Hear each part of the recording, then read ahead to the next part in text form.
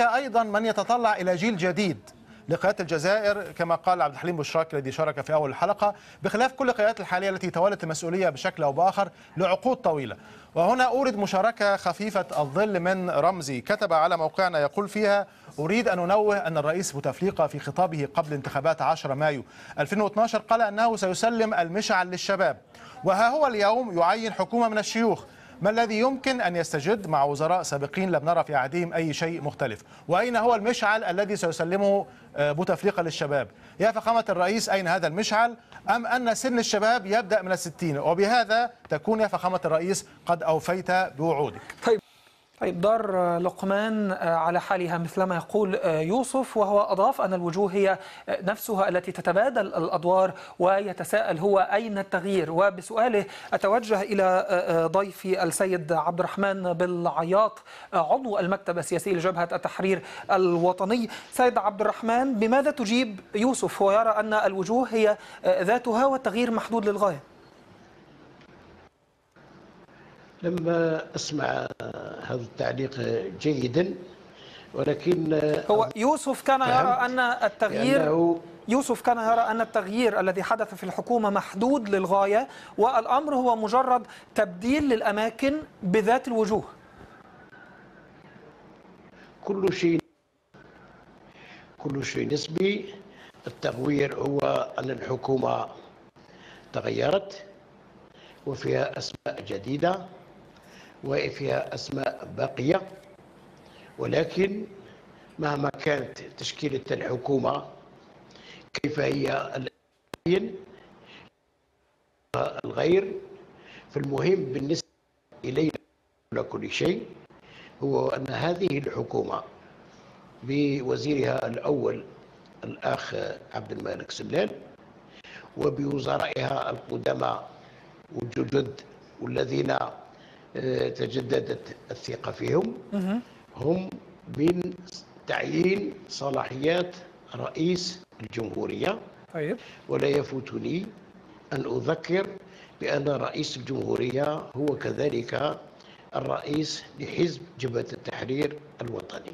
طيب لا خلاف على أن ذلك من صلاحيات الرئيس يا سيد عبد الرحمن، لكن البعض يرى أن سلال نفسه حتى كان ضمن الوزراء في السابق ولم ينجز كثيرا، فلماذا نقوم بإيلائه مسؤولية أكبر، مسؤولية رئاسة الحكومة، إذا كان لم ينجز الكثير عندما كان وزيرا؟ شوف، ما سمعتكش مليح ولكن أفهم. طيب هناك مشكلة في الصوت. أتكلم لك على حاجة أخرى. طيب أنا أسمع ما أقول، وثم أنا مستعد للرد على سؤالك أو سؤال من يريد أن يطرح هذا الانشغال. أقول بأن تشكيل الحكومة وتعيين الوزير الأول هو صلاحيات رئيس الجمهورية في الدستور 96 المعدل في 2008، ومنذ 90 لما جاء الرئيس بوتفليقة إلى رئاسة الجمهورية صرح وقال أنه يعمل بالدستور الموجود اللي هو متواصل مع الدستور 89. طيب. لكن قال إنه سيقوم باقتراح تعديله. طيب. وجاء الاقتراح. سيد عبد الرحمن، إذن ليس هناك. اسمع نقول. طيب اسمعني وش نقول لك باش يسمعونا الناس. لا ليس مقاطعة. أنا نقول لك ما كانش ثنائي. طيب. لا حول ولا قوة. ما كانش ثنائية في الهيئة التنفيذية. ويهمنا أن الهيئة التنفيذية موحدة تحت قيادة رئيس الجمهورية اللي هو رئيس الحزب. أنا تسمعني؟ طيب أنا أسمعك، لكن المشكلة ليست في كون اختيار رئيس الحكومة من صلاحيات الرئيس أم لا. نحن متفقين جيدا على أن ذلك من اختصاصات رئيس الحكومة. نعم، وأحرى أن نذكر بهذا. طيب، لكن المشكلة وفقا لكثيرين هي الاختيار نفسه. يعني سلال كان وزيرا في السابق ولم يحقق إنجازا جيدا، فلماذا نقوم بوضعه على رأس الحكومة؟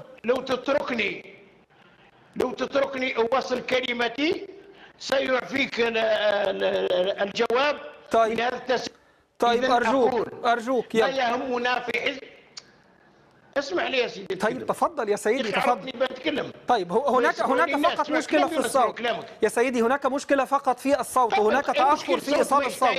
تفضل تفضل تفضل. مشكلة الصوت مش تاعي أنا. طيب تفضل. مشكلة تاعكم. عذرا تفضل. اسمع لي وش نقول لك. حاضر. اللي يهمنا في حزب جبهة التحرير الوطني أن التشكيلة الحكومية لوزيرها هو عبد المالك سليمان، فهي جاءت لتواصل تنفيذ برنامج الرئيس وليس لحاجة أخرى. برنامج الرئيس نحن تبنيناه في بدايته، شرحناه وأعدنا شرحه في الانتخابات التشريعية، وسنعيد الانتخابات البلدية والولائية. طيب. إذن كما كانت التشكيلة ومن يرأسها فهي ستنفذ هذا البرنامج، ونحن موافقين على هذا البرنامج. طيب. على تطبيق البرنامج، أن الرئيس يترأس وأن الشرعية لا تكون بموافقة أغلبية المجلس وهي أغلبية التحرير الوطني. طيب يا سيد عبد الرحمن، سيد عبد الرحمن، سيد عبد الرحمن، البرنامج هدفه الأساسي هو مشاركة المشاهدين، فأريد أن أشرك معك بعضا من مشاهدينا ومستمعينا. عبد الحليم بشراكي يريد أن يعرض وجهة نظره. كيف يفهموا؟ طيب دعني أستمع لعبد الحليم بشراكي، هو يريد أن يشاركك الرأي، يريد أن يشاركك الرأي ويعرض وجهة نظره. عبد الحليم تفضل. شكرا جزيلا. تسمع من أنا أسمع الخطاب وأنت تسمع النموذجين معا، نموذج جبهة التحرير الوطني ونموذج الإصلاح الإسلاميين. ربما ترى الشرخ الكبير جدا. فقط سؤال مهم جدا طرحتموه في البرنامج: هل تستطيع الجزائر أن تنهى بنفسها عن الربيع العربي؟ أشير المشكلة الكبرى التي نعاني منها، خوفنا من الربيع العربي يتجلى في نقطة واحدة أساسية، هي رعبنا من هذه المعارضة المنبطحة التي لا تتحكم في أبسط قواعد اللعبة السياسية. يعني كان قبل قليل ممثل الأحزاب الإسلامية يتحدث على كنا نشارك السلطة، ثم تسمع خطاب جبهة التحرير الوطني، ثم تسمع خطاب جبهة التحرير الوطني، يعني يحتاج ربما الى 3 ساعات ليقول جمله مفيده: ما رايك في تغيير النظام السياسي، عفوا الحكومه السياسيه في الجزائر؟ المنطق الذي لا يستطيع ان يختلف فيه اثنان، ان هناك لعبه سياسيه تلعب مسار الجمهوريه، يعني بالخادم ياخذ صفعه من الوزن الثقيل. لما نحن لا نفهم من المسؤول عن خطاب التزوير الاخير اللي تحدث عنه الاحزاب الاسلاميه؟ ارى اليوم حملاوي يصمت عن التزوير بشكل رهيب ولا يتحدث عن التزوير. ما الامر؟ ما الذي جد؟ انت في منبر اعلامي ثقيل جدا البي بي سي، ثم تتحدث عن المشاركه السياسيه ثم تبررها باللا مشاركه سياسيه، في منطق غريب جدا على اي مواطن جزائري بسيط يود ان يفهم حقيقه اللعبه السياسيه. طيب لكن الامر يا عبد الحليم اذا يخضع لتوازنات سياسيه، هذا ما تعنيه؟ والله هو يخضع فعلا توازن سياسي، ولكن هذه التوازن السياسيه لا يستطيع عاقل الجزائر ان يقبلها. انا الان مبهور، يعني كيف جبهه التحرير الوطني تقول انه الوزير الاول سيكون من جبهه التحرير الوطني، في الاخير جبهه التحرير الوطني خارج الخريطه. انا ارجعني هذا في بسيط للتحليل الى انه من المسؤول عن تزوير الانتخابات ان وجد تزوير في هذه الانتخابات؟ من كان مسؤول بالضبط؟ لما تصمت الاحزاب الاسلاميه الان؟ يقول لك سلال غير مقبول ولا يستطيع. من الذي يستطيع اذا؟ انا شخصيا لست من الذين يقولون انه بوتفليقه بنظامه فاشل، ولست من الذين يتفائلون لدرجه ان يقولوا انه بامكان هذه الحكومه ان تغير النظام السياسي في الجزائر الى وجه وافاق جديده. ولكن انت تسمع خطاب السياسيين، الاحزاب ضعيفه جدا، يعني لا يقتنع الجزائري بالذي يقول. انت تسمع نموذج لفلان لم يستطع ان يؤسس لفكره واحده، يحتاج 7 أيام ليعبر عن فكره. طيب كيف بهم؟ طيب عبد الحليم شكرا لك، واريد تعقيب من السيد عبد الرحمن، تفضل.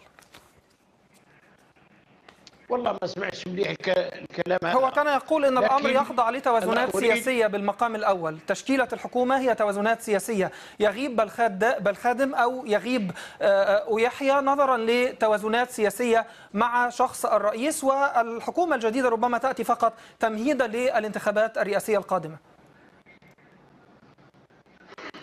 انا فهمت من مجمول هذا الانشغال بان غياب الخادم عن التشكيلة الحكومية أو يحيى عن التشكيلة الحكومية بتفسير سلبي.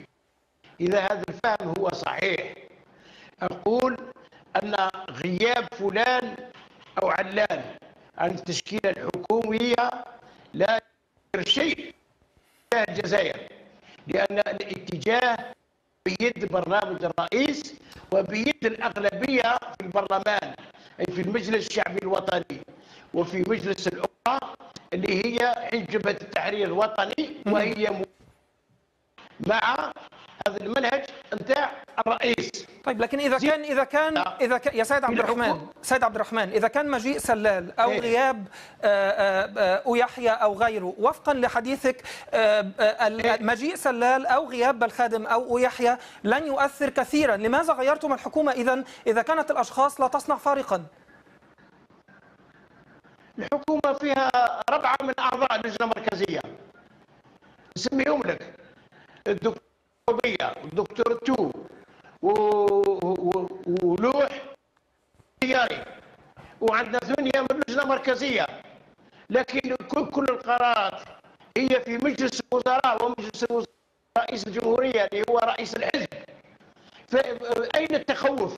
على ماذا نتخوف؟ في الحقيقه هذه الحكومه في مشكلتها تعطي وتيره اكثر للتكفل بانشغالات المجتمع والتكفل بمتطلبات الاقتصاد وبالقيام بالسياسه الخارجيه وجوارنا.